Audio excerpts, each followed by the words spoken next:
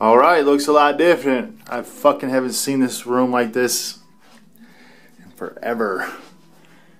It's awkward empty. So what we're gonna do, strip the plastic, get the carpet kind of cleaned up. I don't think I'm gonna take the flooring out. I think I'm just gonna leave it and just lay plastic over the carpet, just how we did like right here, you know. So it worked. It worked fine. I don't even have no holes in there. I've been walking on that shit for fucking years. So, all good. We're gonna go all the way to the ceiling with the plastic, all the way around the room. We're gonna stop right there, and we're gonna stop here in this corner too.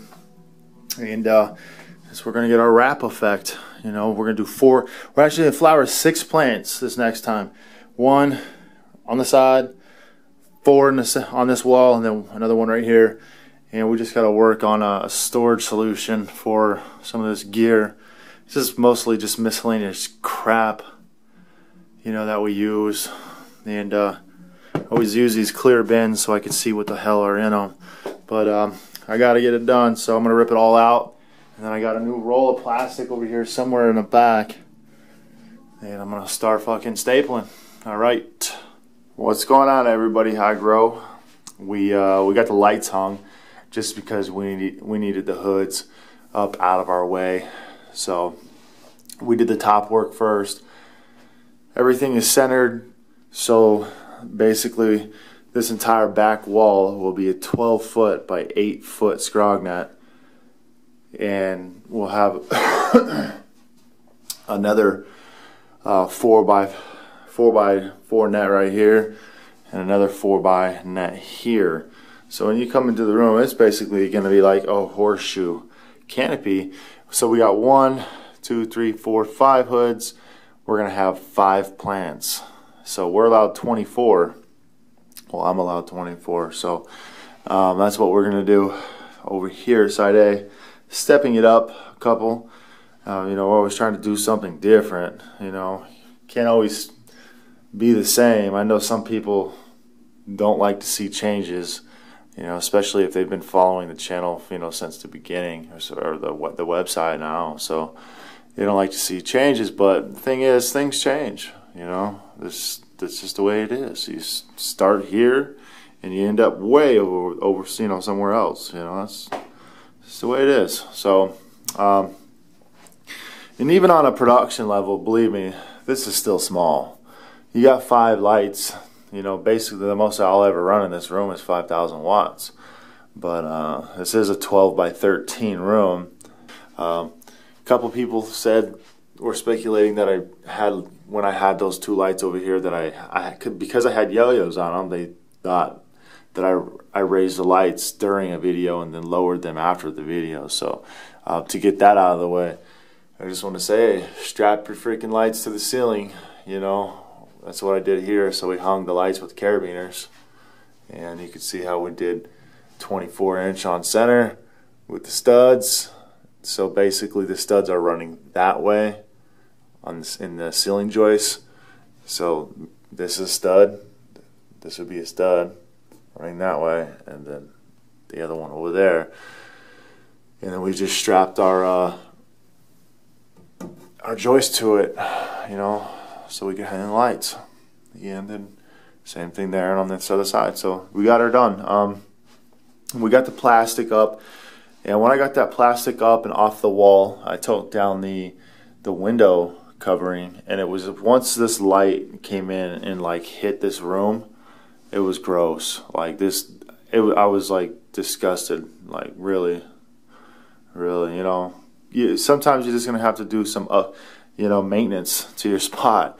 If the walls need painting, or if you need a new floor, or just something, I don't know what it could be in your, you know, scenario. But I could tell you this, that these walls were jacked up, like. So I went ahead and, you know, fixed all the holes in the wall and textured all those holes up, patched a bunch of stuff. There was so much stuff hidden behind that plastic, it was nuts. It was, you know, it just looked terrible. It looked like Swiss cheese. So I patched all those holes up, and I painted, primer paint, and then we also had some condensational. Watch out for this, guys. condensational water damage from the outside. I don't know whether it was hot in the room and it was cold outside, caused the sweat on the inside of the glass, or this seal, the window sill itself, actually isn't working that great. I know this window doesn't have, it has a seal, but I know for a fact, like when I throw down a negative pressure in the room, that the barrier on this, or the tarp on this wall, would suck out. That means that the window doesn't have a proper seal. So I'm assuming that we either had some heavy moisture out in the area, and some rain, and just some water got in and just kind of sat there. But other than that, the window was closed. There was no water here.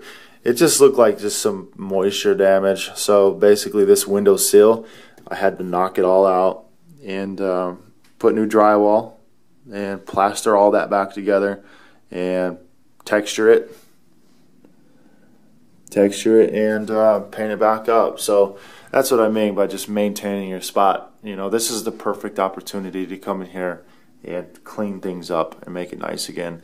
And I know I said I wasn't going to do carpet because we already got carpet here, but what I don't want to do is, once I build this hydro system that circles this room, that's it. There's no moving it. So if I want to do something else with the floor after that, then I can't, because it's too late. So what I'm going to do is I'm going to rip this carpet up, and I'm going to put some loose lay. I'm going to loose lay some gray carpet in the room, because this is just GC carpet. This is standard GC carpet. You can get it anywhere, because we are running on OSB foundation. So subfloor, I want to put some Panda down, and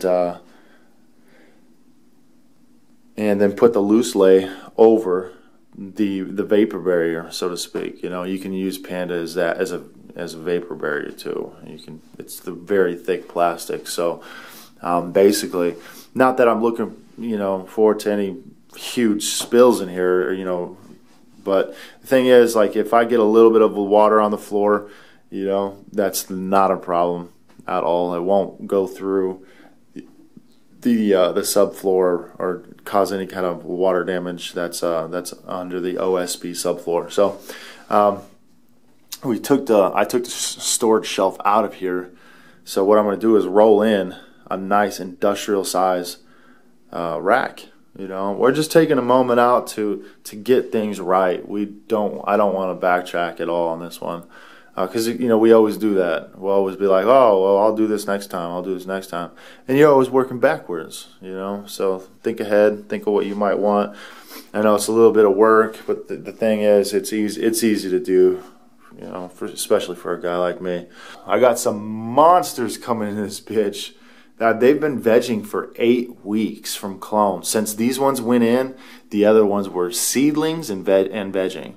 They are fucking huge. They're like damn this tall right now. I'm like, I don't even know what I'm going to do with these plants this big. So I possibly might have to prune them, getting them in here. They've taken off like fucking wildflowers in that tent, I'm telling you. Voila, that's what it looks like with no carpet. As you can imagine, this was the sub OSB board underlayment I was telling you about. I'd rather have concrete, but that's not the position over here. So we just, you know, do what we got to do to make it comfortable. If you're gonna lay hardwood, or if you're gonna lay tile, you're gonna want to rip up all the carpet strips, those carpet tacks on the side. In this case, we tore up the carpet down the pad. So they staple the pad to the board, but they glue it to concrete. So depending on your case, you might have to scrape it up. In this case, we got to pull 100 freaking staples in here.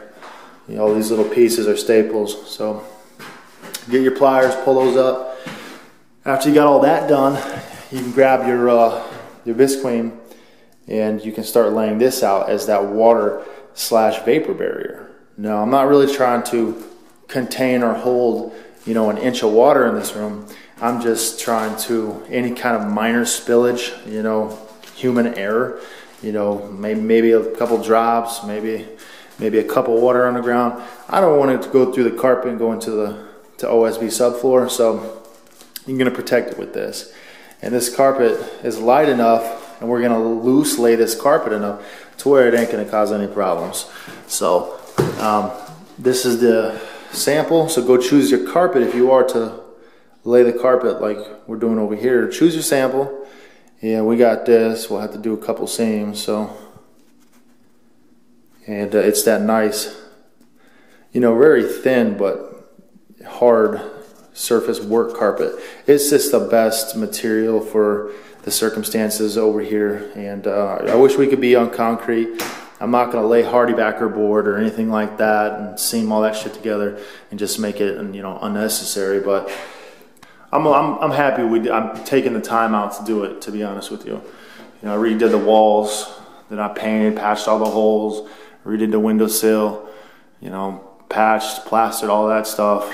Just put all the wall plates back on, you know, put new you know, light truss up here just to hang the light. So everything's cool. We've kind of rehabbed it and just brought this area back to life. So I feel comfortable in here again, you know. I didn't want, the place was starting to look shaggy. This room was starting to look bad. So, you know, kind of need to do that from time to time. After spending 5 years in a room growing, I mean, it can put a little wear on, you know, the carpet or the wall or the paint and just miscellaneous stuff like that. So that's why we're doing all this. We're gonna go ahead and lay that 4 mil black all the way across. Any kind of seams with the 4 mil are gonna be with the underlayment tape. It's usually red. So we're gonna get working on that. And I'll show you what that looks like once we're done. We start in the back, roll it out this way until it meets this wall. Cut everything around, cut everything to here, flap that over, cut that, come in the closet will be the last thing you do, is you'll cut one edge, you cut that edge all the way down, fold it back, cut that, and it just flops right in. Just kind of pieced together like a puzzle. All right guys, Hygro Hybrid, I'm gonna wrap it up and get to this carpet. I can't wait to show you guys what it looks like when it's done. All right, we got all that carpet ripped up, and you know, we got the plastic down. So basically, what we got here is I didn't use Panda because Panda is just way too expensive to be using on the floor. You can use it though if you got, like, you know, a lot of it. I wasn't about to go buy another $50 or $100 roll just to do this. Excuse me. So. What I did is I used 4 mil black plastic. You can get it, it's Visqueen. You can get it at the home supply store. It's usually somewhere around flooring, something like that, flooring, insulation, underlayment. So they'll use it for vapor barriers and such. And what you see right here is pieces that were trimmed in, you know, for the thresholds into the closet. So it's all cut in just like you would carpet. If you're wondering how I got this to stick when it comes to the tacks, if you take a bristle brush, you can just run it along the edge just like that, and your plastic will stick right to the tacks, because you don't want to use your fingers to push this stuff down. You know, it makes it a lot easier. Running this around the border, it's pretty quick. You can see how well that sticks. And, you know, for the most part, we're just looking to keep the underlayment dry. You know, so if I get water on the carpet, I don't have to worry about it messing up the subfloor. So that's the whole principle and point in this. Hey, it could possibly keep odors from, you know, lingering downstairs as well. So there we have it, the plastic. Now I'm going to get in here with the carpet and start chopping it up.